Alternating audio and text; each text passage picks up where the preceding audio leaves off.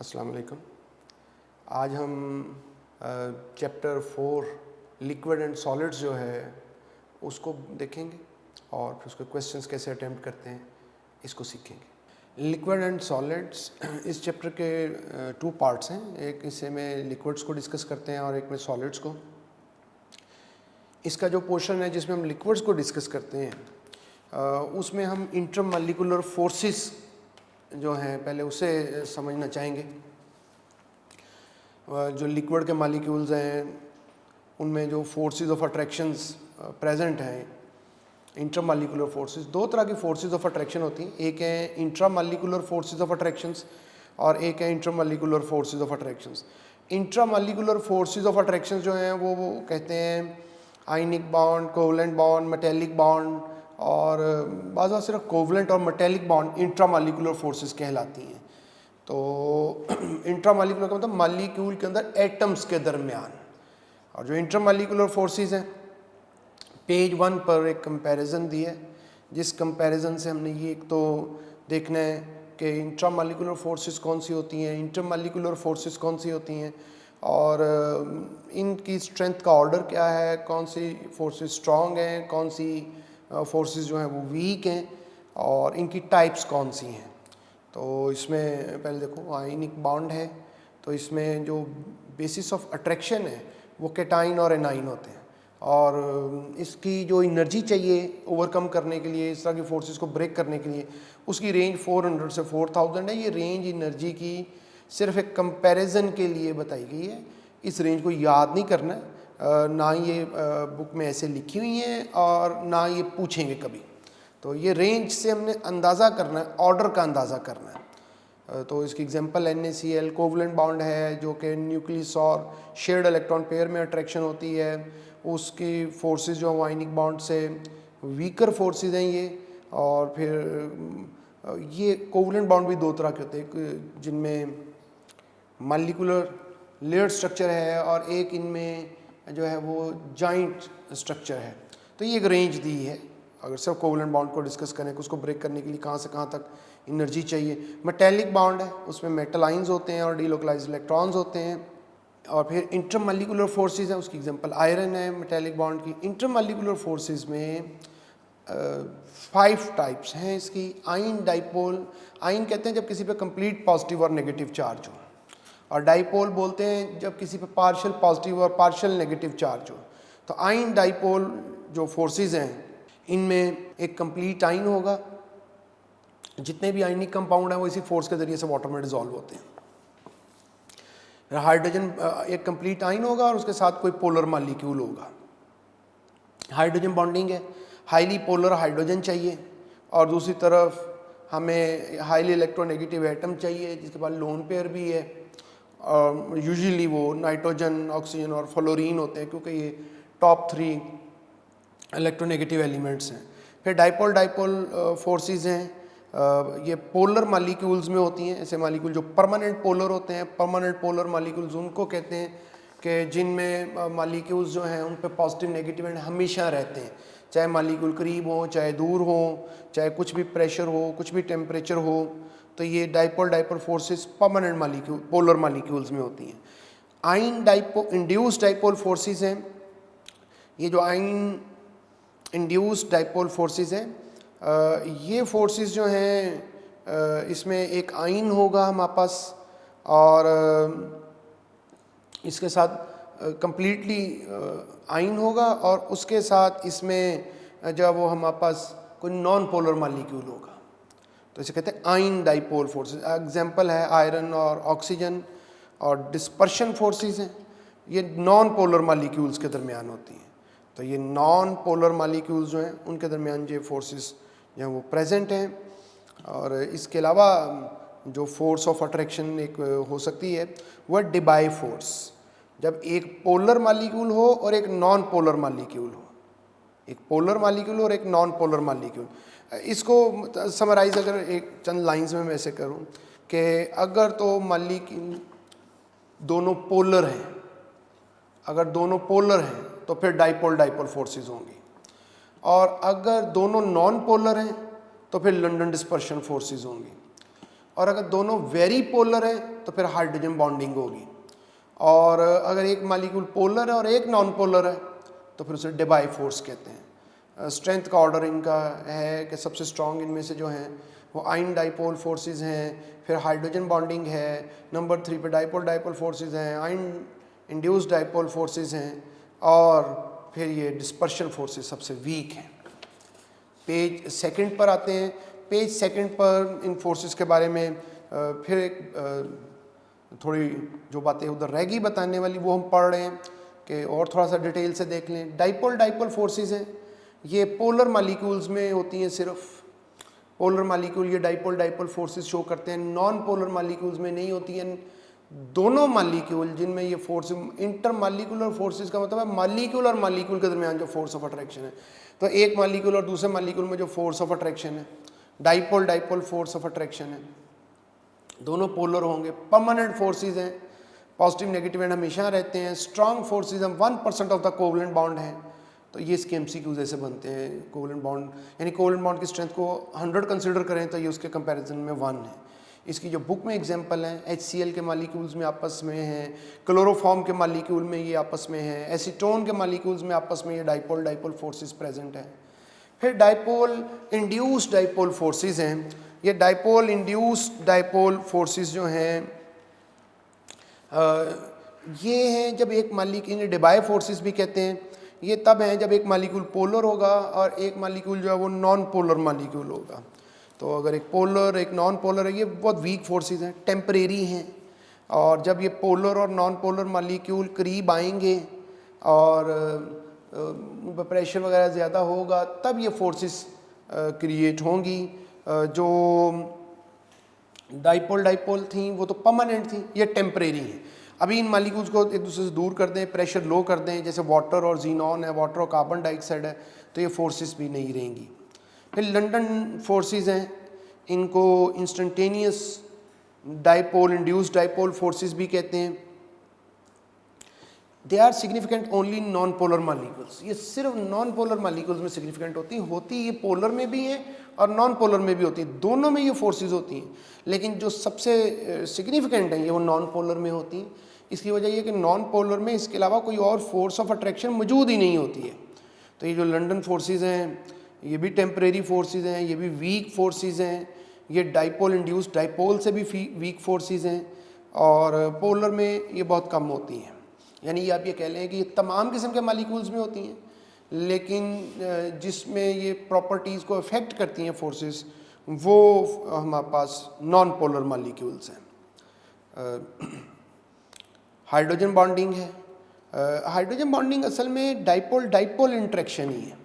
Dipole में permanent polar molecules होते हैं जिन पर परमानेंट डाइपोल होते हैं। जो हाइड्रोजन बॉन्डिंग होती है, हाइड्रोजन बॉन्डिंग में ये होता है कि वो मालिक्यूल जो हैं वो वेरी पोलर होते हैं। तो जब वो मालिक्यूल जो हैं वो वेरी पोलर होते हैं तो उन मालिक्यूल में जो कि वेरी पोलर मालिक्यूल्स हैं तो उनमें अगर पॉजिटिव नेगेटिव एंड ज़्यादा होते हैं तो इसमें हाइड्रोजन पे भी पॉजिटिव चार्ज ज़्यादा होता है, ज़्यादा यानी हाइड्रोजन किसी हाईली इलेक्ट्रोनेगेटिव एटम के साथ अटैच होती है, जैसे ऑक्सीजन, नाइट्रोजन और फ्लोरीन, उसके साथ हाइड्रोजन पे पॉजिटिव चार्ज बहुत ज़्यादा होता है, और जो उसके नेबरिंग मालिक्यूल उस पर नेगेटिव चार्ज बहुत ज़्यादा होता है, और लोन पेयर भी होता है। तो एक स्पेशल किस्म की dipole dipole forces of attraction है, इसे हाइड्रोजन बॉन्ड कहते हैं। हाइड्रोजन बॉन्ड जो है पेज 2 के बॉटम पे अगर हम देखें तो ये इंट्रा मालिकुलर हाइड्रोजन बॉन्डिंग भी होती है और इंटर मालिकुलर हाइड्रोजन बॉन्डिंग भी होती है। तो जैसे सैलिसिलिक एसिड की एग्जांपल है, बेंजीन पर एक COOH है और साथ में OH ग्रुप है। तो ये जो COOH और OH ग्रुप है इनके दरमियान जो हाइड्रोजन बॉन्डिंग है, ये जो बॉन्डिंग है ये विद इन मालिक्यूल, उस मालिक्यूल के एक पार्ट और दूसरे पार्ट के अंदर हाइड्रोजन बॉन्डिंग है, इसको इंट्रा मालिकुलर हाइड्रोजन बॉन्डिंग कहते हैं। ये ऑर्थो सैलिसिलिक एसिड में है, ये पैरा और मेटा सैलिसिलिक एसिड में नहीं होंगी। तो जब OH और COOH एक बेंजीन रिंग पे करीब हैं और उनमें आपस में हाइड्रोजन बॉन्डिंग डेवलप हो गई। फिर ये इंटरमालिकुलर है। इंटरमालिकुलर जो हम पढ़ते हैं ज़्यादातर HF है, वाटर है, अमोनिया है। यहाँ पे MCQ कोई ऐसे हमसे पूछ सकता है कि किस में डायगोनल हाइड्रोजन बॉन्डिंग और किस में जिगजैग हाइड्रोजन बॉन्डिंग है। तो जो HF का मॉलिक्यूल है इसमें जो स्ट्रक्चर होता है इसका वो जिगजैग स्ट्रक्चर होता है, लिहाजा इसे हम कहेंगे कि HF में जिगजैग है। अब बाकियों में जो है वो डायगोनल इंटरमॉलिक्यूलर हाइड्रोजन बॉन्डिंग कहलाती हैं। और बॉइलिंग पॉइंट दिए कंपैरिजन के लिए, HF का मॉलिक्यूल पर मॉलिक्यूल 1 हाइड्रोजन बॉन्ड फॉर्म करता है, वाटर 2 हाइड्रोजन बॉन्ड, अमोनिया भी 1 हाइड्रोजन बॉन्ड पर मॉलिक्यूल फॉर्म करता है। अगर हम पेज 3 पे आए हैं, पेज 3 पर इसी तरह से ग्लिसरॉल है, ग्लिसरॉल में 3 OH ग्रुप प्रेजेंट है, तो ये 3 हाइड्रोजन बॉन्ड पर मॉलिक्यूल फॉर्म करता है। फिर ग्लाइकोल है, इथिलीन ग्लाइकोल, उसमें 2 OH ग्रुप हैं, लिहाजा वो 2 हाइड्रोजन बॉन्ड पर मॉलिक्यूल फॉर्म करते हैं।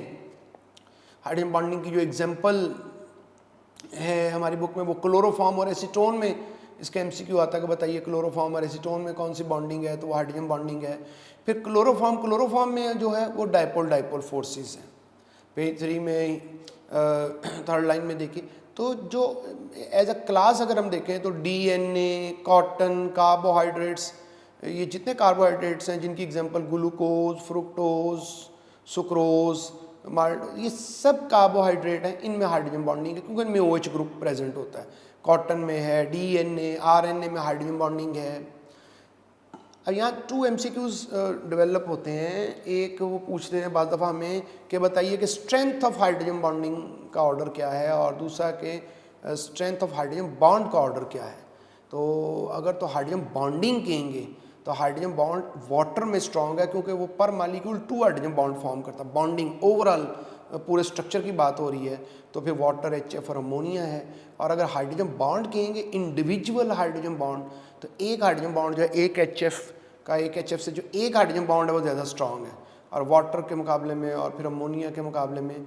नीचे इलेक्ट्रोनेगेटिविटी ये बताई गई है कि हाइड्रोजन की 2.1 है और फ्लोरीन की 4 है। तो जितना ज़्यादा इलेक्ट्रोनेगेटिविटी का डिफरेंस होता है उतनी हाइड्रोजन बॉन्डिंग भी, हाइड्रोजन बॉन्ड उतना ज़्यादा स्ट्रॉन्ग होता है। तो हाइड्रोजन बॉन्ड तो HF में ही स्ट्रॉन्ग होगा, लेकिन हाइड्रोजन बॉन्डिंग चूँकि HF एक हाइड्रोजन बॉन्ड बनाता है जबकि वाटर 2 हाइड्रोजन बॉन्ड बनाता है तो फॉर्म करता है, तो इसलिए उसमें हाइड्रोजन बॉन्डिंग वाटर में ज़्यादा है। तो ये MCQs ऐसे अटैम्प्ट करने हैं। स्ट्रॉन्गेस्ट हाइड्रोजन बॉन्डिंग जो है, अब कंपैरिजन एक ही है, अभी हमने पढ़ा ये सारे molecule glycerol, glycol, water, ethanol, methanol, HF, ammonia, इन सब में हाइड्रोजन बॉन्डिंग है। इनका कंपैरिजन किया है, इसमें सबसे स्ट्रॉन्ग हाइड्रोजन बॉन्डिंग किसमें है, सबसे वीक किसमें। बॉइलिंग पॉइंट गिवन है सबके, सबसे ज़्यादा ग्लाइसरॉल में है, उसमें हाइड्रोजन बॉन्डिंग के अलावा लंडन डिस्पर्शन फोर्सेस भी होती हैं, वो तो अब बताया था सब में होती हैं। तो इसमें ग्लिसरॉल का बॉइलिंग पॉइंट सबसे ज़्यादा है, उसमें हाइड्रोजन बॉन्डिंग सबसे स्ट्रॉन्ग है। सबसे वीक अमोनिया में है। अमोनिया के लिए MCQ के लिए भी याद रखिएगा कि अमोनिया में हाइड्रोजन बॉन्डिंग सिर्फ गैसियस स्टेट में नहीं, गैसियस स्टेट में नहीं होती है, सिर्फ लिक्विड स्टेट में होती है। यानी अमोनिया अगर गैस फॉर्म में है तो फिर नहीं, नॉर्मल कंडीशन में उसमें हाइड्रोजन बॉन्डिंग नहीं होगी, और लिक्विड स्टेट में जब होगा तो हाइड्रोजन बॉन्डिंग डेवलप होती है। और उसी के पैरेलल उसके सामने ही हाइड्रोजन बॉन्ड का एक और तरीके से कंपैरिजन किया है कि चूँकि हाइड्रोजन बॉन्ड आमतौर पे तब फॉर्म होता है जब हाइड्रोजन फ्लोरीन, ऑक्सीजन या नाइट्रोजन के साथ अटैच हो और उसके नेबर में भी फ्लोरीन, ऑक्सीजन या नाइट्रोजन जो है वो मौजूद हो विद लोन पेयर। तो एक कंपैरिजन किया है कि कौन सा हाइड्रोजन बॉन्ड जो है वो ज़्यादा स्ट्रॉन्ग है। HF और HF का हाइड्रोजन बॉन्ड, बॉन्डिंग नहीं है, अभी हाइड्रोजन बॉन्ड है, तो ये इंडिविजुअल बॉन्ड की बात हो रही थी। HF का स्ट्रॉन्ग है, इस तरह से फिर OH है, फिर NH सेकंड नंबर पे है, थर्ड नंबर पे OH के दरमियान जो हाइड्रोजन, ऑक्सीजन एक मालिक्यूल जो है उसकी हाइड्रोजन हाईली पोलर और नेबरिंग मालिक्यूल की ऑक्सीजन में जो हाइड्रोजन बॉन्ड बनेगा तो वो 21 एनर्जी चाहिए उसको ओवरकम करने के लिए किलो जॉल। फिर NH और N में जो बॉन्ड बन रहा है, NH और O में जो बॉन्ड बन, एक कंपैरिजन है। इसके MCQ पूछ सकते हैं कौन सा हाइड्रोजन बॉन्ड, इस तरह से हमें स्केच करके कि बताइए कौन सा हाइड्रोजन बॉन्ड इसमें स्ट्रॉन्ग है और कौन सा वीक है। Hydrogen bonding in water and ice, इसमें एक कंपैरिजन और फ़र्क बताया गया। फ़र्क ये है कि वाटर में हाइड्रोजन बॉन्डिंग परमानेंट नहीं होती है।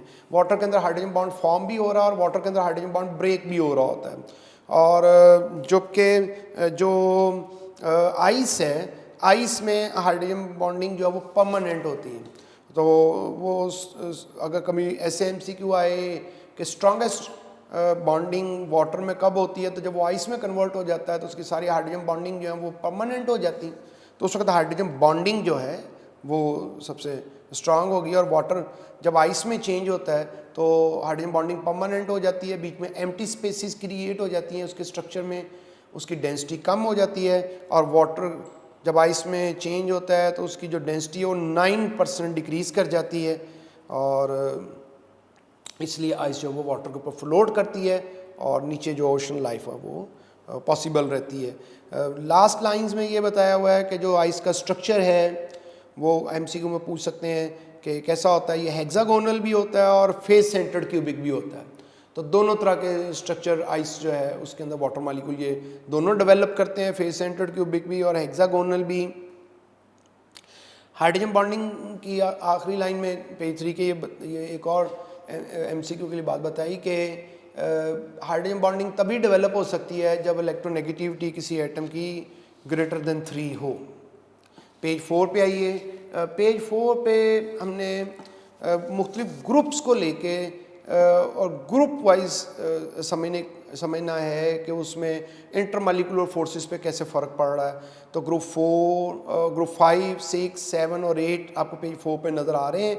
और सब में एक बात कॉमन है कि जैसे ही हम ग्रुप में डाउनवर्ड मूव कर रहे हैं तो जो इंटरमॉलिक्यूलर फोर्सेस हैं वो स्ट्रांग हो रही हैं, और वो स्ट्रांग इसलिए हो रही हैं कि मॉलिक्यूल का साइज़ ज़्यादा हो रहा है। मॉलिक्यूल का साइज़ ज़्यादा होने से मॉलिक्यूल में पोलराइजेबिलिटी ज़्यादा हो जाती है, यानी कि उसका इलेक्ट्रॉन क्लाउड कितना डिस्टॉर्ट होगा वो उसकी क्वांटिटेटिव मेजर करने के लिए, यानी ज़्यादा इलेक्ट्रॉन क्लाउड डिस्टॉर्ट होगा और ज़्यादा लंडन डिस्पर्शन फोर्सेस होंगी। ये सब जो ग्रुप हैं ये सब नॉन पोलर मॉलिक्यूल हैं, ये सब नॉन पोलर मॉलिक्यूल हैं। और नॉन पोलर मॉलिक्यूल में लंडन डिस्पर्शन फोर्सेस होती हैं, और London dispersion forces size of molecule के डायरेक्टली प्रोपोर्शनल होती हैं। तो इसमें ग्रुप 7 में बात ये कि इसमें ऐसा ग्रुप है प्रोडिक टेबल का जिसमें तीनों फिजिकल स्टेट एग्जिस्ट करती हैं, गैस भी है, लिक्विड भी है, सॉलिड भी है। कंपैरिजन के लिए बॉइलिंग पॉइंट भी बताया, फ्लोरीन का -187 और आयोडीन पे +184 है। फिर हाइड्रोकार्बन है, ये भी नॉन पोलर मॉलिक्यूल्स हैं, इनमें भी लंडन डिस्पर्शन फोर्सेस हैं।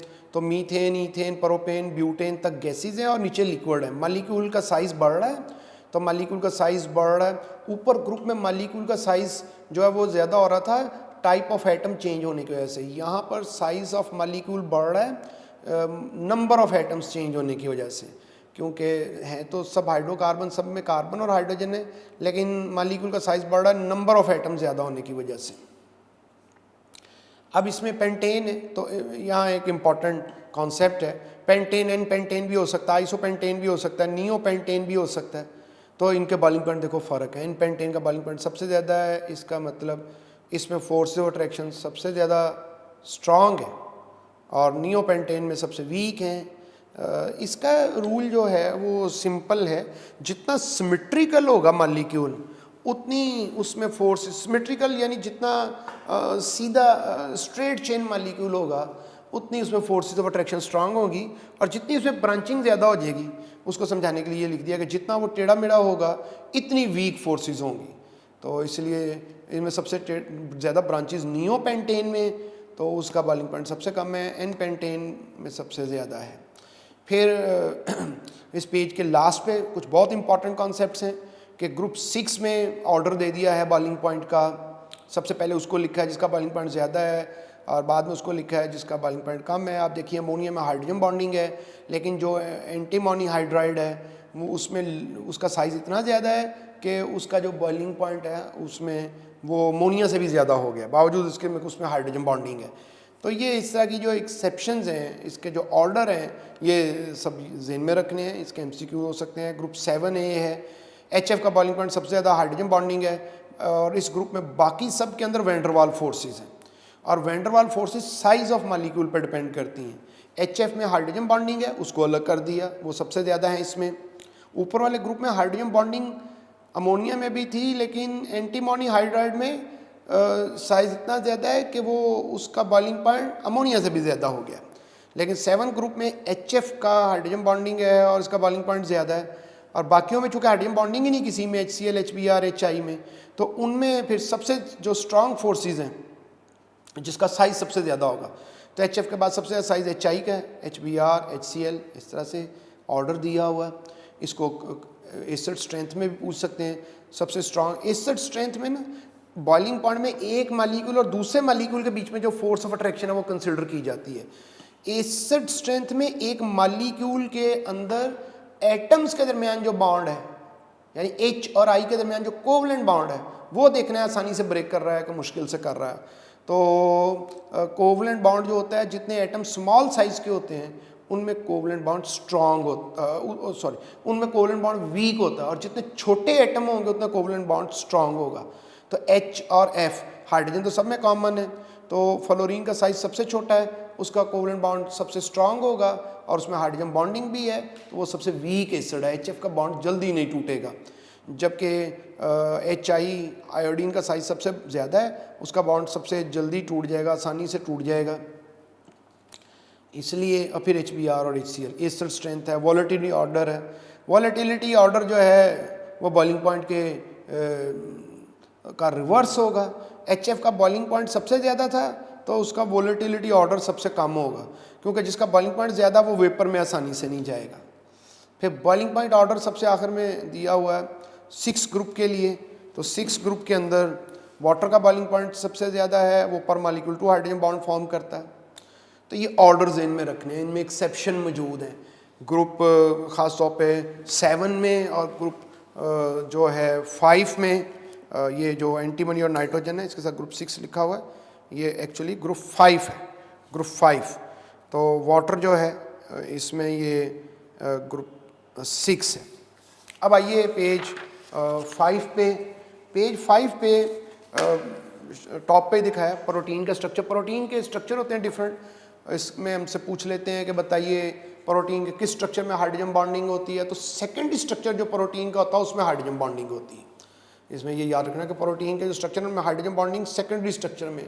फिर इसमें अल्फा हेलिक्स और बीटा हेलिक्स की टर्म यूज़ होती हैं, तो डायग्राम में शो किया कि अल्फा हेलिक्स बीटा हेलिक्स क्या होता है, कि अगर वो जो स्पाइरल है अगर वो एंटी क्लॉकवाइज है तो उसे बीटा हेलिक्स कहते हैं, अगर क्लॉकवाइज टर्न कर रहा है तो अल्फा हेलिक्स कहते हैं।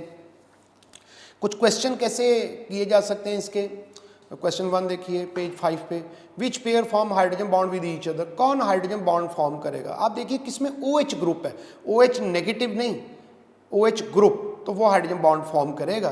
तो जो अल्फा ऑप्शन है उसमें तो सोडियम हाइड्रोक्साइड आयनाइज हो जाएगा, आयनिक कंपाउंड है, तो आयन डाइपोल फोर्सेस, वाटर का डाइपोल और सोडियम और हाइड्रोक्साइड के आइंस। HCl और वाटर आपस में दोनों polar molecule dipole dipole forces बनाएंगे। चार्ली में कार्बन टेट्राक्लोराइड नॉन पोलर है, वाटर पोलर है, डिबाई फोर्सेस बनेंगी। और ये जो ग्लूकोज है डेल्टा में, ये कार्बोहाइड्रेट है, और कार्बोहाइड्रेट आपको बताया था कि वो हाइड्रोजन बॉन्डिंग फॉर्म करते हैं, तो ये वाटर के साथ हाइड्रोजन बॉन्डिंग फॉर्म करेंगे। Second question, which of the following does not form hydrogen bond, अब कौन हाइड्रोजन बॉन्ड फॉर्म नहीं करता। और यहाँ पे ऑर्गेनिक कंपाउंड्स की क्लास दे दी है, एल्कोहल है, एल्डिहाइड है, एसिटिक एसिड है, कार्बोक्सिलिक एसिड और फिर एक एल्कोहल है। तो इसमें एक हिंट दिया है, इंपॉर्टेंट याद रखना है कि ester, ether, ketone, anhydride, aldehyde, ये सब जो है ये हाइड्रोजन बॉन्ड फॉर्म नहीं करते हैं क्योंकि इनमें OH ग्रुप प्रेजेंट नहीं होता है। फिर which can form hydrogen bond, अब फिर ऑर्गेनिक कंपाउंड्स दे दिए हैं, और हमने एस्टर, एनहाइड्राइड तो पड़े ऊपर के हाइड्रोजन बॉन्ड फॉर्म नहीं करते, अमाइड फॉर्म करते हैं। तो अमाइड में NH ग्रुप होता है, तो बीटा में NH ग्रुप है। एसिड हैलाइड में भी इलेक्ट्रोनेगेटिव ऑक्सीजन के साथ हाइड्रोजन अटैच नहीं है, तो वो भी हाइड्रोजन बॉन्ड फॉर्म नहीं करेंगे। क्वेश्चन 4 देखो, which does not form hydrogen bond. अब नीचे सब ना कंपाउंड दिया, अमोनिया है और जो बीटा है वो प्राइमरी अमाइन है, ये methyl amine, Charlie dimethyl amine secondary amine है, डेल्टा जो है वो टर्शरी अमाइन है, ट्राईमिथाइल अमाइन। तो इनमें सब में NH है, नाइट्रोजन के साथ हाइड्रोजन अटैच है, लेकिन डेल्टा में नहीं है। उसका स्ट्रक्चर भी आंसर में लिख दिया है, क्योंकि नाइट्रोजन के साथ कोई हाइड्रोजन अटैच नहीं है, लिहाजा जो टर्शरी अमाइन होते हैं वो हाइड्रोजन बॉन्ड फॉर्म नहीं करते हैं। क्वेश्चन 5 जो है लास्ट पे, which represent hydrogen bonding in protein, तो प्रोटीन में हाइड्रोजन बॉन्ड कैसे रिप्रेजेंट करते हैं, क्वेश्चन ऐसे भी पूछा जा सकता है। तो हिंट में देखो कि प्रोटीन में जो अमाइनो एसिड के मालिक्यूल्स होते हैं तो एक स्पाइरल में NH और नेक्स्ट जो नीचे उससे स्पाइरल है उसमें C डबल बॉन्ड वो एक दूसरे के वर्टिकली पैरेलल होते हैं, तो फिर H और O के दरमियान जो है वो हाइड्रोजन बॉन्ड जो वो फॉर्म करता है इस तरह से। तो आंसर बीटा हो गया। पेज 6 पे आओ, इसी में फिर प्रैक्टिस करते हैं। London dispersion forces are present. London dispersion forces जो हैं वो किस में प्रेजेंट हैं? London dispersion forces non polar molecule में होती हैं और ये गैसियस स्टेट में नहीं होती हैं। हाँ, ये गैसियस स्टेट में नहीं होती हैं, ये सिर्फ फोर्सेस हाई प्रेशर और लो टेम्परेचर पे एग्जिस्ट करते हैं। तो लिहाजा इसका आंसर जो है वो बीटा हो जाएगा। वाटर तो पोलर है और हीलियम नॉन पोलर है, लेकिन गैस में London dispersion forces gaseous state में एग्जिस्ट नहीं करेंगे। गैस के मालिक्यूल्स में नॉर्मल कंडीशन में अट्रैक्शन नहीं होती, और अगर इसे लिक्विड में चेंज करें या सॉलिड में तो फिर होंगी। Question 7, which of the following is completely insoluble in water? तो कौन है इनसॉल्युबल वाटर में कम्प्लीटली? लिपिड्स हैं। लिपिड्स फैट और ऑयल को कहते हैं। तो ये नॉन पोलर है, लिहाजा वाटर में सॉल्युबल नहीं होते। बाकी सब न्यूक्लिक एसिड जो है इनमें तो फॉस्फेट ग्रुप होता है, आयनिक होते हैं। प्रोटीन कुछ सॉल्युबल भी होती है, कुछ इनसॉल्युबल भी होती हैं। कार्बोहाइड्रेट तो हाइड्रोजन बॉन्ड फॉर्म करते हैं। Question 8, which one of the following temperature show maximum density of water? Water की मैक्सिमम डेंसिटी जो होती है वो हमारे पास 4 डिग्री सेल्सियस पे होती है। तो 4 डिग्री को केल्विन में चेंज करें तो 277 केल्विन बनता है, तो डेल्टा आ जाएगा answer. What is the volume of 100 cm³ of water at 0 degree Celsius?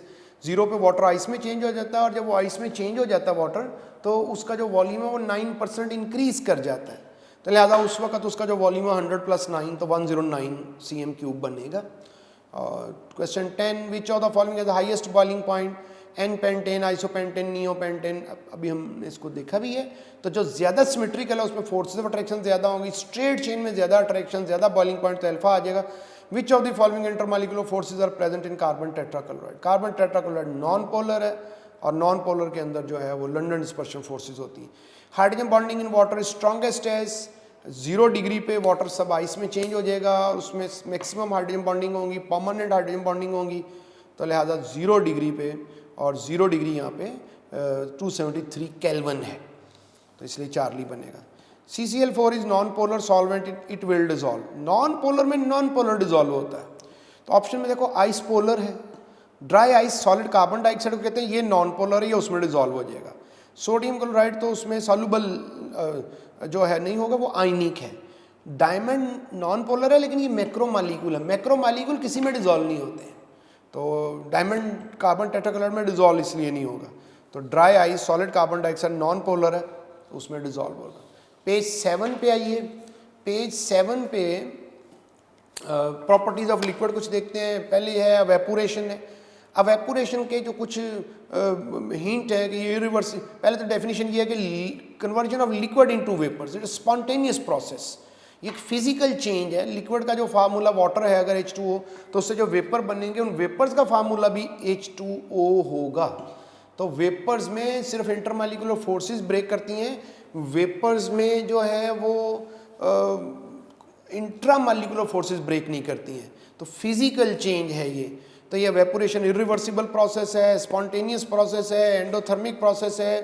ये it occurs at all temperature, her temperature पे होता है। इट कॉजेज कूलिंग, ये कूलिंग कॉज करता है। ये यूनिडायरेक्शनल है।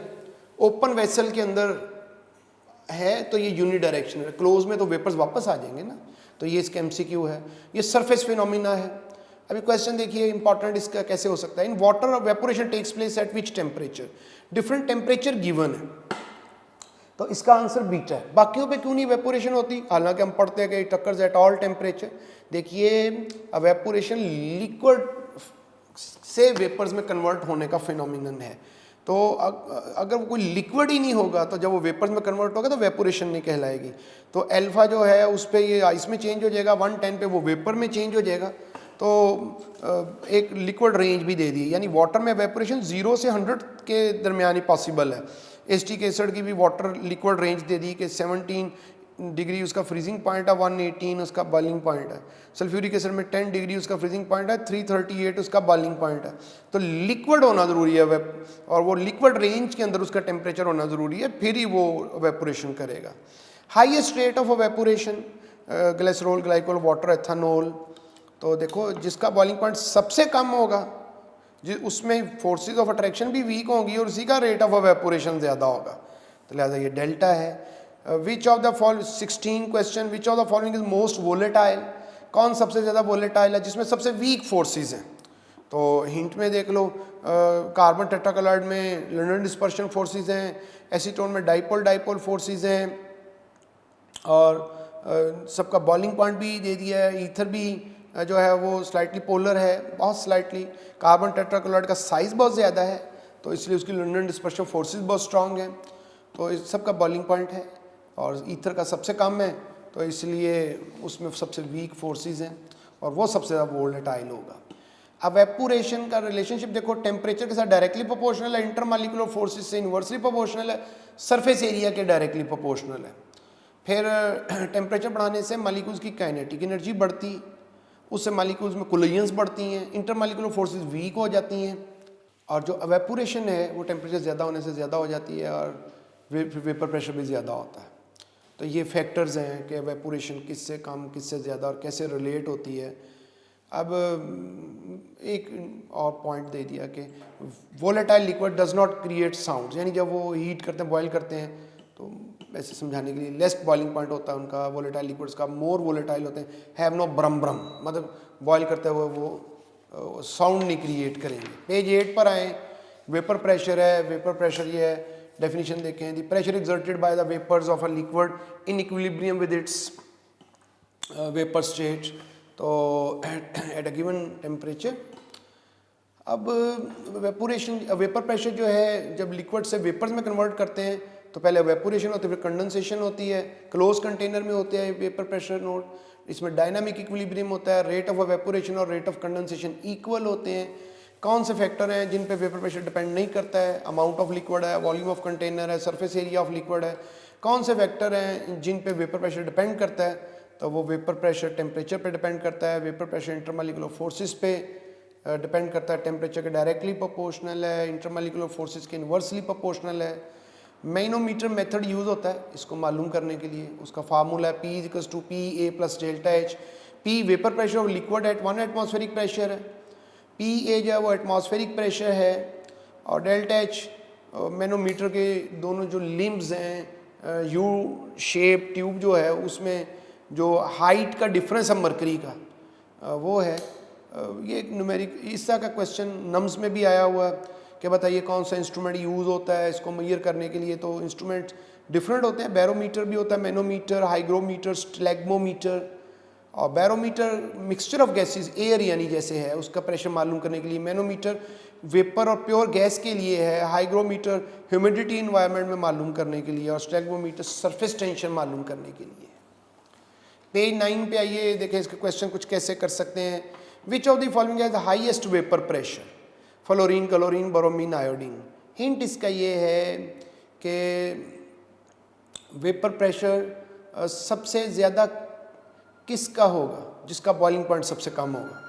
तो जिसका बॉइलिंग पॉइंट सबसे कम होगा उसका वेपर प्रेशर सबसे ज़्यादा होगा। तो ये सारे नॉन पोलर मॉलिक्यूल हैं, और नॉन पोलर मॉलिक्यूल में लंडन डिस्पर्शन फोर्सेस होती हैं, और लंडन डिस्पर्शन फोर्सेस जो हैं वो साइज़ ऑफ मॉलिक्यूल पे डिपेंड करती हैं। फ्लोरीन का साइज़ सबसे कम है तो उसमें ये फोर्सेस ऑफ अट्रैक्शन भी सबसे कम होंगी और उसका वेपर प्रेशर ज़्यादा होगा। यानी कि इन सबको अगर लिक्विड में कन्वर्ट करेंगे तो फिर इनके वेपर्स का वेपर प्रेशर हम नोट करेंगे। तो वो करना, तो ये डिफरेंट फिजिकल स्टेट है, एक ही फिजिकल स्टेट में लाएंगे लिक्विड में और फिर इनको वेपर्स में कन्वर्ट करके तो इनका वेपर प्रेशर नोट करेंगे। पेज 9 पे question number 18, which has lowest vapour pressure? तो ये अभी हमने किया भी है, पहले भी उसी से related, n pentane, isopentane, neopentane. पहले हमने कहा कि सबसे स्ट्रॉन्ग फोर्सेस किस में थी? एन पेंटेन में। तो उसमें सबसे स्ट्रॉन्ग फोर्सेस है क्योंकि वो लीनियर मॉलिक्यूल है, स्ट्रेट चेन है, तो इसलिए उसमें जो वेपर प्रेशर है वो सबसे लो होगा। 19 at 20 degree celsius which of the following has lowest vapour pressure? किसका वेपर प्रेशर सबसे कम होगा? आइसोपेंटेन, क्लोरोफॉर्म, एथानॉल, ग्लिसरॉल है। अब देखो आइसोपेंटेन जो है ना ये हाइड्रोकार्बन है, नॉन पोलर होगा।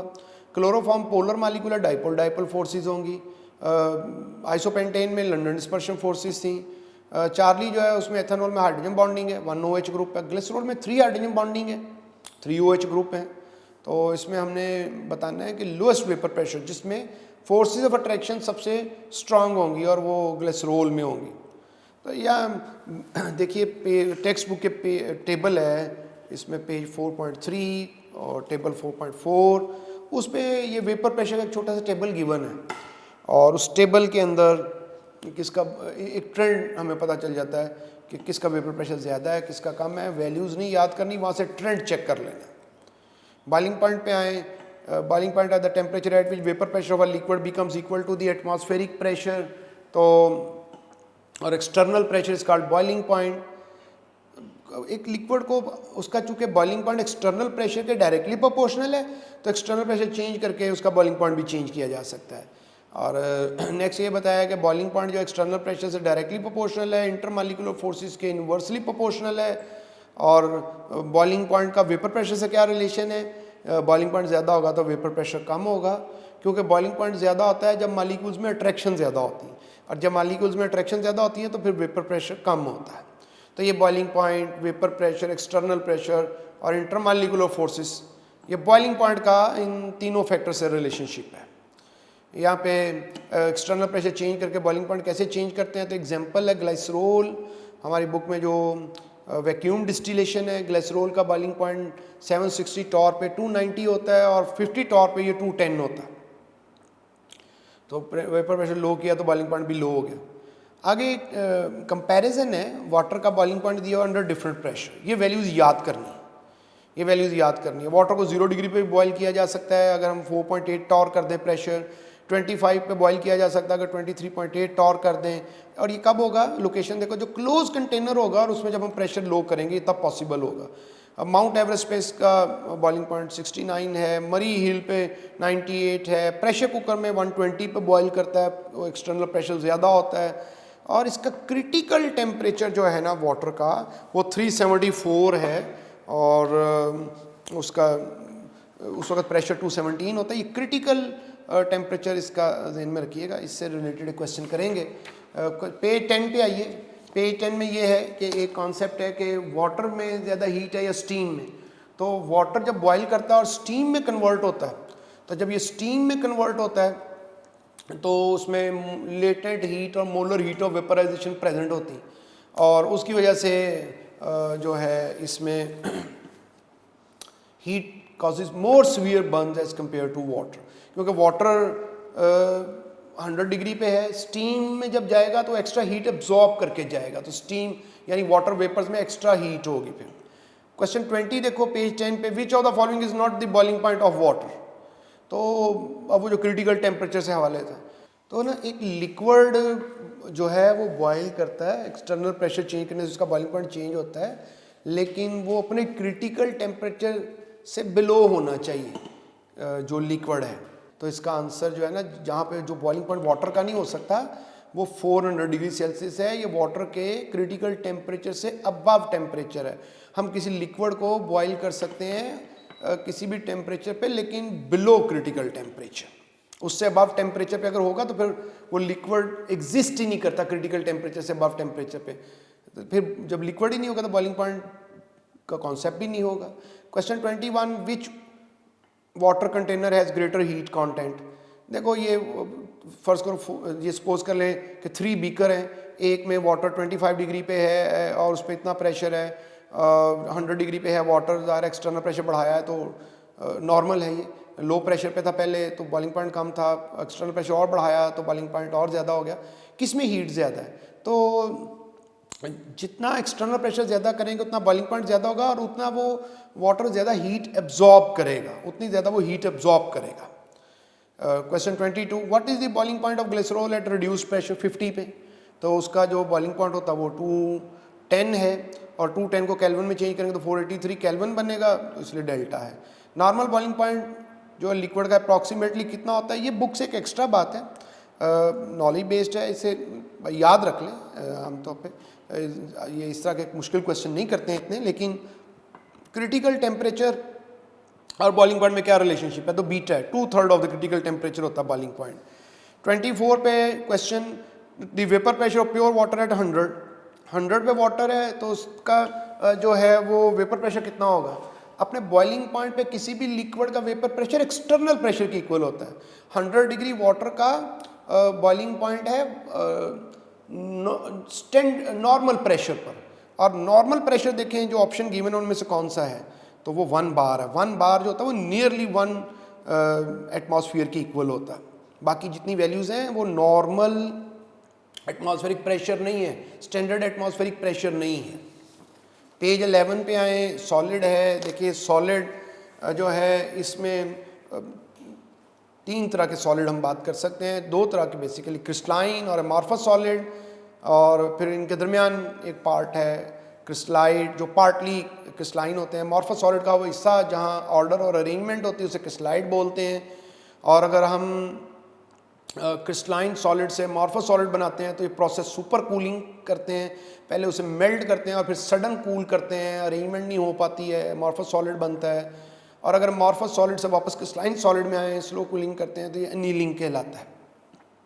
क्रिस्टलाइन सॉलिड की कुछ इंपॉर्टेंट प्रॉपर्टीज, इनमें ज्योमेट्रिकल शेप होती है, ये एनिसोट्रोपी, सिमेट्री शो करते हैं, डेफिनेट शार्प मेल्टिंग पॉइंट होता है। और अगर कोई एक सिंगल प्रॉपर्टी जिससे हमने ये जज करना हो कि कोई सॉलिड हमारे पास प्योर है या इम्प्योर है, तो वो सिंपल ये है कि उसका शार्प मेल्टिंग पॉइंट होता है। एमॉर्फस सॉलिड शेपलेस होते हैं, सूडो सॉलिड भी कहते हैं इन्हें, सुपर कूल्ड लिक्विड भी कहते हैं, इनका मेल्टिंग पॉइंट डिफ्यूज्ड होता है। इनकी एग्जांपल जिससे एमसीक्यू बनेंगे, वुड है, प्लास्टिक है, पेपर है, रबर है, सैंड है, ग्लास है, सॉइल है, ग्लू है, ये एमॉर्फस सॉलिड की एग्जांपल्स हैं। अब ये जो क्रिस्टलाइन सॉलिड्स हैं, अगर शेप की बेस पे बात करें तो इनकी कुछ प्रॉपर्टीज़ जो शेप की बेस पे डिस्क्राइब होती हैं वो ऐसे हैं कि ये आइसोमॉर्फिज्म शो करते हैं, पॉलीमॉर्फिज्म, एलोट्रोपी है। अब आइसोमॉर्फिज्म में जो एमसीक्यू हमें के हवाले से याद रखना है कि इनमें सेम शेप होती है, डिफरेंट फिजिकल और केमिकल प्रॉपर्टीज़ होती हैं। सिर्फ शेप सेम होती है, कोई प्रॉपर्टी इनकी सेम नहीं होती। ये एलिमेंट भी शो करते हैं, कंपाउंड भी शो करते हैं। पॉलीमॉर्फिज्म में सेम केमिकल प्रॉपर्टीज़ हैं, डिफरेंट जो हैं वो फिजिकल प्रॉपर्टीज़ हैं और शेप भी डिफरेंट होती है, ये सिर्फ कंपाउंड शो करते हैं। एलोट्रोपी एलिमेंट की प्रॉपर्टी है, इसमें भी सेम केमिकल प्रॉपर्टीज़ होती हैं और फिजिकल प्रॉपर्टीज़ और शेप डिफरेंट होती है। हैबिट ऑफ क्रिस्टल क्या होती है, वो शेप जिसमें कोई क्रिस्टल लाइन कंपाउंड ग्रो करता है, फॉर्म करता है, उसे हैबिट ऑफ क्रिस्टल कहते हैं। फिर यहाँ शेप के लिहाज से 7 बेसिक शेप्स हैं सॉलिड की, उनको याद करने के लिए टेबल है, इसको अगर आप देखेंगे तो ये शॉर्टकट दिया हुआ CTOHMRT, इसी को नीचे टेबल में CTOHMRT पुट किया है। याद करने का तरीका ये कि अगर आप टॉप पे देखें तो लिखा हुआ ऑल साइड्स इक्वल, फिर लिखा 2 sides equal, no sides equal, ये सबके लिए लिखा है, यानी तमाम सिस्टम्स के लिए। लेफ्ट पे लिखा है all 90 degree angle, 290 degree angle, no 90 degree angle. अब देखो जैसे एग्जांपल लेते हैं, हेक्सागोनल है तो इसकी अगर हमें साइड्स देखनी है तो ऊपर देखें, ऊपर लिखा है 2 साइड्स इक्वल, तो ए और बी इक्वल है और सी इक्वल नहीं है। एंगल देखने है तो लेफ्ट पे देखें 290 डिग्री एंगल, तो अल्फा और बीटा 90 डिग्री और गामा 90 डिग्री नहीं है। तो इसको इस तरह से इस टेबल को थोड़ा जेहन में रख के CTOHMRT, तो इसको याद करना है। कभी कभी इसके क्वेश्चन आ जाते हैं, डायमेंशंस पूछ लेते हैं, तो इस टेबल की हेल्प से थोड़ी प्रैक्टिस करके हम इसे याद कर लेंगे। पेज 12 पे आओ, ये जितने हमारे पास सॉलिड्स हैं, अभी शेप पे बात कर रहे थे, अब उनके नंबर ऑफ पार्टिकल्स और फोर्सेस की बेस पे बात करेंगे। ये कंपैरिजन और ये सब इसके MCQs हैं जो इसमें हमसे वो पूछ सकते हैं। भाई आयनिक सॉलिड्स में पार्टिकल कौन होते हैं, कोवलेंट में कौन है, एटम में आयनिक सॉलिड्स में कैटाइन और एनाइन होते हैं, मॉलिक्यूलर में मॉलिक्यूल होते हैं, मेटेलिक जो सॉलिड्स होते हैं उसमें मेटल आइन होते हैं और फ्री इलेक्ट्रॉन्स होते हैं। फोर्सेस कौन सी होती हैं, आयनिक बाउंड है, आयनिक बाउंड में कोवलेंट सॉलिड्स में कोवलेंट बाउंड है, मॉलिक्यूलर्स में इंटरमॉलिक्यूलर फोर्सेस हैं, मेटेलिक में फिर मेटेलिक बाउंड है। पूछते हैं कि क्लोज पैकिंग किसमें सबसे क्लोजेस्ट है MCQ में, तो सबसे क्लोजेस्ट पैकिंग आयनिक की है। कोवलेंट के लिए बोलते हैं कि ये हॉलो है, केज पैकिंग है, ओपन स्ट्रक्चर है। मॉलिक्यूलर में एम्प्टी स्पेसिस होती हैं बीच में, और मेटेलिक जो होते हैं वो भी क्लोज पैकिंग होती, क्लोजेस्ट नहीं होती। और फिर ये आगे से क्यूबिक क्लोज पैकिंग और हेक्सागोनल क्लोज पैकिंग होती है। डेंसिटी आयनिक की सबसे ज़्यादा है, कोवलेंट की मॉडरेट से लो एक रेंज है, और सबसे लोएस्ट डेंसिटी जो है वो मॉलिक्यूलर की होती है। मेटेलिक के लिए बोलते हैं कि इनकी डेंसिटी हाई है। हार्डनेस है, आयनिक हार्ड होते हैं और कोवलेंट मोस्टली मोस्ट हार्ड हैं, जैसे डायमंड है, हार्डेस्ट सब्सटेंस है नेचर में। मॉलिक्यूलर जो हैं वो सॉफ्ट होते हैं, कंप्रेसिबल होते हैं। मेटेलिक 60 से ज़्यादा एलिमेंट हैं जो मेटल्स हैं, हार्ड से सॉफ्ट, एक रेंज है इसकी। मेल्टिंग पॉइंट है, हाई है आयनिक का, एक रेंज दे दी 1000 केल्विन अराउंड, और कोवलेंट है उनका जो उनमें जो जॉइंट स्ट्रक्चर रखने वाले कोवलेंट हैं, मैक्रो मालिकुलर स्ट्रक्चर रखने वाले हैं, उनका मेल्टिंग पॉइंट वेरी हाई है, आयनिक से भी ज़्यादा हो गया है। और मालिकुलर जो है उनका मेल्टिंग पॉइंट लो है, मेटेलिक है, हाई से लो जैसे सीजियम है तो 29 पे ही मेल्ट कर जाता है। सॉल्युबिलिटी, आयनिक पोलर सॉल्वेंट में डिजॉल्व होते हैं, कोवलेंट तो सॉल्युबल ही नहीं होते, तो और जो मैक्रो मालिक्यूल वगैरह वो तो सॉल्युबल नहीं होंगे किसी में। Molecular light dissolve, like polar molecule है तो पोलर में डिजॉल्व होंगे, नॉन पोलर है तो नॉन पोलर में जो वो डिजॉल्व हो जाएंगे। वॉलेटिलिटी इस तरह से सबकी है, लो किसकी है, हाई किसकी है, सप्लाइम कर जाते हैं मालिकुलर सॉलिड्स, बाकी सबकी वॉलेटिलिटी लो है। सरफेस कैसी होती है, आयनिक रफ ओपेक होती है, कोवलेंट जो है वो शाइनी थोड़ी सरफेस रखते हैं, मेटेलिक जो है उसमें मेटेलिक लस्चर होती है, लाइट में चमकते हैं। मालिकुलर ट्रांसपेरेंट होते हैं, जैसे आइस होती transparent, you can see on the other side. Surface हो गई। उसके बाद इलेक्ट्रिकल कंडक्टेंस है, तो सॉलिड में आयनिक कंपाउंड जो है वो कंडक्टर होते हैं, और लिक्विड स्टेट में सॉलिड में नहीं होते हैं, और लिक्विड में कंडक्टर होते हैं। बाकी कोवलेंट और मालिकुलर नॉन कंडक्टर है, मेटेलिक जो है वो कंडक्टर्स होते हैं हर सूरत में। थर्मल कंडक्टिविटी सिर्फ ये मेटल की प्रॉपर्टी है कि उनमें हीट पास कर सकती है। ब्रिटलनेस आयनिक कंपाउंड्स में सिर्फ होती है, ऑब्जर्व प्रेशर अप्लाई करेंगे तो ब्रेक कर जाएंगे। मेलेबिलिटी जो होती है ये शीट में कन्वर्ट करना, ये भी मेटल की प्रॉपर्टी है। डक्टिलिटी ये है कि वायर्स में कन्वर्ट हो जाए, ये भी सिर्फ मेटल की प्रॉपर्टी है।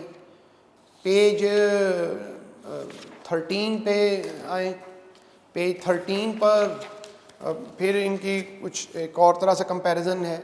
ये जो आयनिक सॉलिड्स हैं इनकी जो शेप है, जो बातें कुछ टेबल में रह गई हैं कंपैरिजन में, तो उनको देख लें कि इनकी जो शेप है वो कैटाइन एनाइन रेडियस रेशो पर डिपेंड करती है। Size of cation divided by size of anion, इसे रेडियस रेशो कहते हैं, शेप वहाँ से डिसाइड होती है। आयनिक सॉलिड्स जो आइसोमरिज्म शो करते हैं, पॉलीमॉर्फिज्म शो करते हैं, ब्रिटलनेस शो करते हैं। कोवलेंट सॉलिड दो तरह के होते हैं, एक कोवलेंट सॉलिड होते हैं जिनमें लेयर्ड स्ट्रक्चर होता है, एक जिनमें नेटवर्क या जाइंट स्ट्रक्चर बोलते हैं। अब जिनमें लेयर्ड स्ट्रक्चर होता है उनकी एग्जांपल्स क्या हैं?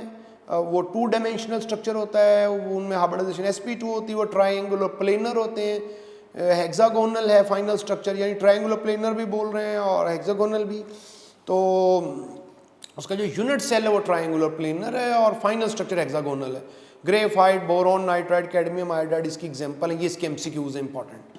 जो नेटवर्क और जॉइंट स्ट्रक्चर रखते हैं वो 3 डायमेंशनल स्ट्रक्चर होता है, sp3 हाइब्रिडाइज्ड होते हैं, टेट्राइड्रल होते हैं अरेंजमेंट उनकी। फाइनल स्ट्रक्चर क्यूबिक होता है और इसकी example diamond, aluminium nitride, silicon carbide और SiO2 हैं। मालिकुलर सॉलिड्स भी 2 तरह के हैं, पोलर होते हैं, नॉन पोलर होते हैं। जो पोलर होते हैं उनमें डाइपोल फोर्सेस हो सकती हैं, हाइड्रोजन बॉन्डिंग हो सकती है। एग्जांपल उसकी ग्लूकोज, आइस, सुक्रोज और यूरिया हैं। जो नॉन पोलर हैं उनमें एग्जांपल आयोडीन है, नेफ्थलीन है, नेफ्थलीन हाइड्रोकार्बन है, सल्फर है, फास्फोरस, तो ये है। और ये जो मॉलिक्यूलर सॉलिड्स होते हैं जो नॉन पोलर होते हैं, या इनमें से अक्सर सब्लिमेशन भी शो करते हैं। यहाँ पर एक इम्पॉर्टेंट बात है कि आयोडीन का ये मॉलिक्यूल जो है, अगर आयोडीन का मॉलिक्यूल आयोडीन सॉलिड स्टेट में है तो फिर 2 आयोडीन एटम्स के दरमियान जो बॉन्ड डिस्टेंस है वो 271.5 पाइकोमीटर है। इंटर एटॉमिक डिस्टेंस है ये, यानी मॉलिक्यूल के अंदर 2 आयोडीन एटम्स के दरमियान डिस्टेंस है।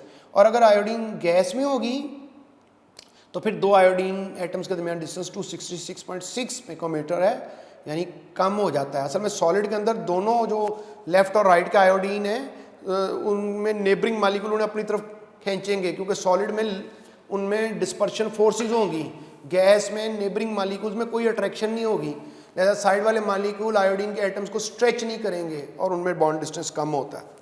फिर मेटेलिक सॉलिड्स हैं, इनके कुछ MCQ इस तरह से बना करते हैं कि इसके जो स्ट्रक्चर होते हैं वो सिंपल क्यूबिक होता है और उसकी एग्जांपल सिर्फ पोलोनियम है। एक ही मेटल है जो कि सिंपल क्यूबिक स्ट्रक्चर में एग्जिस्ट करती है। बॉडी सेंटर्ड क्यूबिक है, हेक्सागोनल क्लोज पैकिंग है, ये दोनों, और क्यूबिक क्लोज पैकिंग है।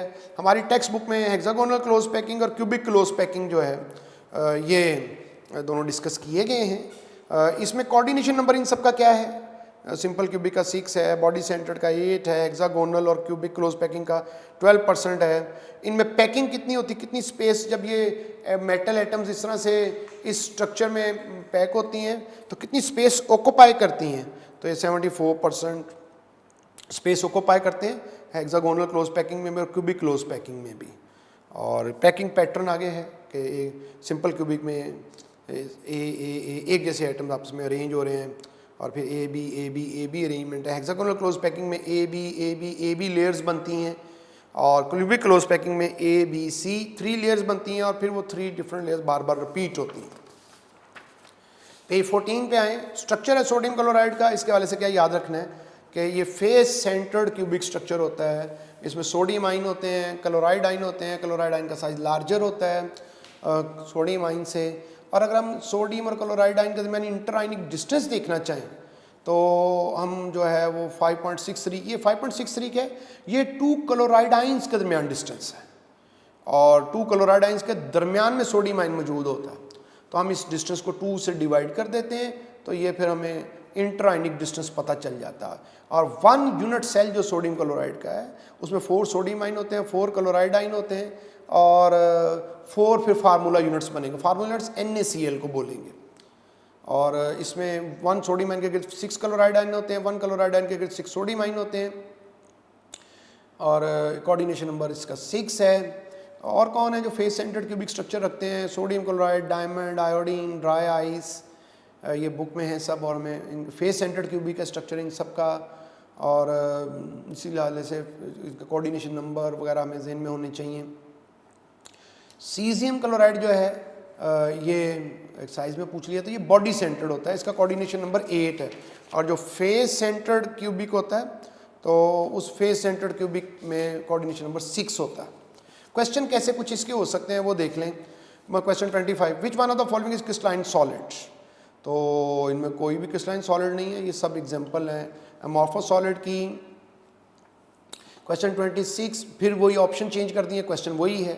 तो रॉक जो है ना वो क्रिस्टलाइन सॉलिड है, बाकी क्रिस्टलाइन सॉलिड नहीं है। Question 27, which of the following is polar molecular solid. तो सुक्रोज उसमें OH ग्रुप होता है, वो पोलर होता है, बाकी सब नॉन पोलर है। 28, विच of the following is the highest lattice energy. Lattice energy जब भी डिसाइड करनी हो, हिंट में ये बताया गया है कि ये लैटिस एनर्जी डायरेक्टली प्रोपोर्शनल होती है to the product of charges Q plus Q minus जो है वो चार्जेस को रिप्रेजेंट कर रही है, R प्लस R माइनस जो है उनके रेडियस साइज को रिप्रेजेंट कर रही है। तो लैटिस एनर्जी जो है वो चार्जेस के डायरेक्टली प्रोपोर्शनल है और ये उनके साइज के इन्वर्सली प्रोपोर्शनल है। तो इसमें लैटिस एनर्जी इसकी पूछ रहे हैं, यानी किसी एक कॉमन नेगेटिव आइन है सपोज करो, तो फ्लोराइड है कोई और, तो उसके साथ सबकी अट्रैक्शन होगी, लैटिस एनर्जी किसकी ज़्यादा होगी। लैटिस एनर्जी उसकी ज़्यादा होती है जिस, यानी ज़्यादा लैटिस एनर्जी का मतलब है ज़्यादा फोर्स ऑफ अट्रैक्शन। तो इसमें सबसे ज़्यादा जो चार्ज है और सबसे कम जो साइज़ है वो एल्यूमिनियम का है, इसलिए उसकी लैटिस एनर्जी ज़्यादा होगी। 29, ionic solids can be characterized by. अभी जैसे टेबल में देखा था सब, तो इसमें आयनिक सॉलिड की जो प्रॉपर्टी है वो है हाईएस्ट डेंसिटी। तो ये बाकी अल्फा बीटा चार्ली आयनिक सॉलिड की प्रॉपर्टीज़ नहीं है। 30 ये कहते हैं एक अननोन सॉलिड है, सॉल्युबल है पोलर सॉल्वेंट के अंदर, नॉन कंडक्टर है इलेक्ट्रिसिटी का और 100 के अराउंड मेल्ट कर रहा है, तो बताइए वो क्या हो सकता है। वो मॉलिक्यूलर सॉलिड होगा। आयनिक क्यों नहीं हो सकता, क्योंकि आयनिक जो हैं उनका एक तो मेल्टिंग पॉइंट हाई होता है और वो नॉन कंडक्टर नहीं होते। सॉलिड में नॉन कंडक्टर होते हैं और लिक्विड में तो कंडक्टर होते हैं। मेटेलिक क्यों नहीं हो सकते, क्योंकि मेटेलिक जो है वो पोलर सॉल्वेंट में डिज़ोल्व नहीं होते। कोवलेंट भी पोलर सॉल्वेंट में डिज़ोल्व नहीं होते, वो अगर डिज़ोल्व हो तो नॉन पोलर में होते हैं। पेज 15 पे आइए। पेज 15 पे देखो एक ग्राफ गिवन है जिसमें एक तरफ वेपर प्रेशर एक तरफ टेम्परेचर है और इस ग्राफ से रिलेटेड कुछ क्वेश्चन है। 31, विच कर्व, पेज 15 पे, विच कर्व इज़ इनकरेक्ट। कहते बताइए इनकरेक्ट कौन सी है। तो ई कर्व इनकरेक्ट है क्योंकि वेपर प्रेशर टेम्परेचर बढ़ने से ज़्यादा होता, कम नहीं होता। तो कर्व ई ये शो कर रही है कि टेम्परेचर बढ़ने से जो वेपर प्रेशर है वो कम हो रहा है, ये गलत है। 32 में देखो विच लिक्विड इज़ मोस्ट वोलेटाइल। कौन सा लिक्विड है जो सबसे वोलेटाइल, वो होगा जिसका वेपर प्रेशर सबसे ज़्यादा होगा। लो टेम्परेचर पे। तो लो टेम्परेचर पे सबसे ज़्यादा वेपर प्रेशर किसका है, तो वो अल्फा है, ए है। 33 विच liquid has highest boiling point, किसका बॉइलिंग पॉइंट ज़्यादा होगा, बॉइलिंग पॉइंट उसका ज़्यादा होगा जिसका वेपर प्रेशर हाई टेम्परेचर पे हाई होगा। तो जिसका और डी जो कर्व है उसका वेपर प्रेशर इनमें सबसे कम है, तो वेपर प्रेशर सबसे कम है तो उसका बॉइलिंग पॉइंट सबसे ज़्यादा होगा। 34, तो ऐसे ग्राफिकली कैसे क्वेश्चन हो, विच of the following pairs contain non ionic crystalline solids, यानी दो बातें हो, नॉन आयनिक भी हो और क्रिस्टलाइन भी हो। तो इसमें चार्ली, कॉपर और ड्राई आइस जो हैं ये दोनों, कॉपर मेटेलिक है और ड्राई आइस जो है वो मॉलिक्यूलर है, दोनों क्रिस्टलाइन भी हैं और आयनिक भी नहीं है, लिहाजा ये चार्ली आंसर बनेगा इसका। तो विच ऑफ द फॉलोइंग है जनरली हाई मेल्टिंग पॉइंट, तो इनमें से किसका मेल्टिंग पॉइंट हाई है, तो अगर नेटवर्क कोवलेंट जिसे जॉइंट कोवलेंट कहते हैं तो उसका मेल्टिंग पॉइंट सबसे ज़्यादा होता है। Total number of crystal systems and number of Bravais lattices, exercise का क्वेश्चन है टेक्स्ट बुक की। तो टोटल जो है ना बेसिक जो क्रिस्टल सिस्टम होते हैं वो 7 होते हैं और ब्रेवस लैटिसेस 14 होती हैं। तो इसलिए 36 का जो आंसर है वो चार्ली बनेगा। और उसकी बेसिक स्ट्रक्चर ये होता है कि जब हम किसी यूनिट सेल में ये कंसीडर करें कि सॉलिड के पार्टिकल सिर्फ कॉर्नर्स पे हो सकते हैं, एक यूनिट सेल के 8 कॉर्नर होते हैं, और अगर हम ये समझें कि सॉलिड के पार्टिकल सिर्फ कॉर्नर को ऑक्यूपाई कर रहे हैं तो फिर ये 7 बेसिक टाइप होती हैं। लेकिन अगर कॉर्नर के अलावा कहीं और भी हो सके, जैसे हम कहते हैं फेस सेंटर्ड, फेस के सेंटर पे भी हों, तो कॉर्नर के अलावा कहीं और भी हो सकें, तो फिर इसे जो है वो हम ब्रेवस लैटिसेस बोलते हैं, वो 14 है। 37, coordination number of atoms in hexagonal close packing structure, तो ये 12 है, नॉलेज बेस्ड है, हमने याद किया है। पेज 16 पे आए, question 38, the number of unit cells in 58.5 gram of NaCl is nearly, unit cell कितने हैं, तो एक तो देखो 58 सोल्यूशन देखिए पेज 16 पे, क्वेश्चन 38, 58.5 ग्राम NaCl का मतलब है 1 मोल NaCl, और 1 मोल NaCl का मतलब है कि 6.02 इंटू 10⁻23 NaCl यूनिट्स। तो 6.0 NaCl के इतने फार्मूला यूनिट होंगे। तो अब एक यूनिट सेल जो है ना वो, उसमें 4 सोडियम आयन और 4 क्लोराइड आयन होते हैं, एक यूनिट सेल में 4 NaCl होते हैं। तो अब ये जितने NaCl फार्मूला यूनिट्स हमारे पास हैं, इसे 4 से डिवाइड करते हैं, क्योंकि 4 NaCl फिर एक NaCl फिर NaCl 4 ऐसे फार्मूला यूनिट्स मिलेंगे तो एक यूनिट सेल बनेगा, 4 से डिवाइड कर दिया इसलिए। 39 में एक आयनिक कंपाउंड है, has a unit cell consisting of A ions at the corners of the cube, B ions on the centre of the face of the cube. Unit cell में corner पे जो चीज़ होती है वो फर्दर 8 और unit cell के साथ share हो रही होती है, और जो फेस पे होती है वो 2 यूनिट सेल का फेस कॉमन होता है। फेस पे जो चीज़ मौजूद होती है वो 2 यूनिट सेल के साथ शेयर हो रही होती है, लिहाजा कॉर्नर पे अगर कोई चीज़ मौजूद है तो उसे 8 से डिवाइड करना पड़ेगा, और अगर कोई फेस पे मौजूद है तो उसे जो है वो 2 पे डिवाइड कर, 8 कॉर्नर होते हैं टोटल क्यूब के, तो हर कॉर्नर पे जो A मौजूद है तो उसको 8 से डिवाइड करना पड़ेगा जब वो बहुत सारे यूनिट सेल उसके करीब इकट्ठे होंगे। तो ये फिर AB3 इसका फार्मूला बनेगा। 40 देखो, how many unit cells are present in cubic shape crystal of NaCl in 1 gram, तो कितने, how many unit cells are present 1 gram NaCl में। सोल्यूशन देखें, अगर 58.5 ग्राम मैस हो NaCl का, तो अभी हमने देखा कि 6.02 × 10⁻23 फार्मूला यूनिट्स होते हैं। अगर 1 ग्राम होगा तो उसमें कितने फार्मूला यूनिट्स होंगे, तो 58.5 से डिवाइड कर दिया। तो अब ये आ गए फार्मूला यूनिट्स, हमने तो यूनिट सेल बताने हैं और 4 फार्मूला यूनिट मिलकर एक यूनिट सेल बनाते हैं, तो इसलिए अब इसे 4 से भी डिवाइड कर दिया, तो फिर ये नंबर ऑफ यूनिट सेल्स आ गए, यानी 58.5 ग्राम उसका मोलर मैस है, और इसके अंदर 1 मोल यानी Avogadro number of NaCl formula units हैं। तो हमें 58.5 ग्राम में तो नहीं पूछे, ऊपर वाला क्वेश्चन था 58.5 ग्राम में कितने हैं, अब पूछ रहे हैं 1 ग्राम में कितने हैं।